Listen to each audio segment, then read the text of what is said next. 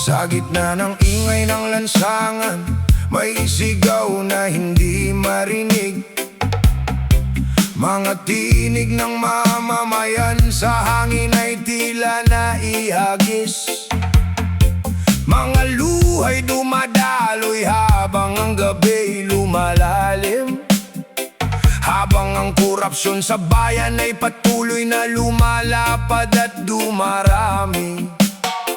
Nasaan ang mga bantay ng batas na dapat sana'y nagmamasid?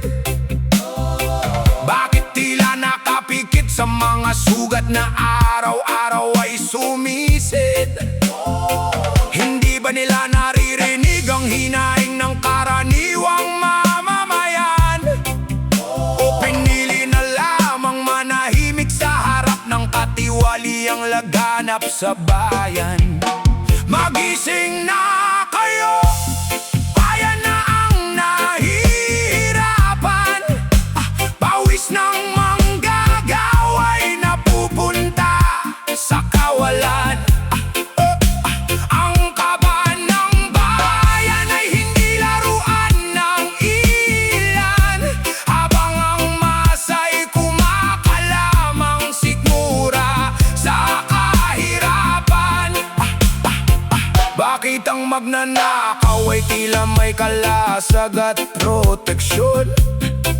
Habang ang ordinaryong tao'y hirap makahanap ng hustisya at direksyon. Ang taong bayan ang nagluklok sa mga nasa kapangyarihan. Ngunit sila rin ang unang nasasaktan at naiiwan sa laban.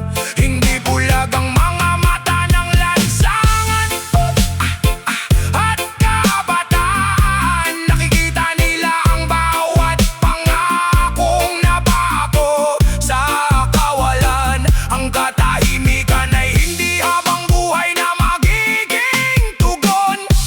Darating ang araw na hahanapin ng bayan ang tamang panahon. Magising na kayo, bayan na ang nahihirapan. Pawis ng manggagawa'y napupunta sa kawalan. Ang kaba ng bayan ay hindi laruan ng ilan. Habang ang masa'y kumakalamang sigmura sa kahirapan. Sa bawat sikat ng araw may pag-asang sumisilip na balang araw ang katotohanan ay hindi na matatakip.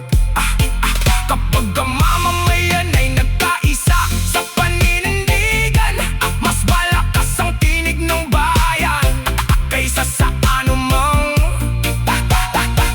kapangyarihan. Kaya itaas ang tinig, wag gayaang ito'y mawala. Ang pagbabago'y nagsisimula sa mamamayang may panata.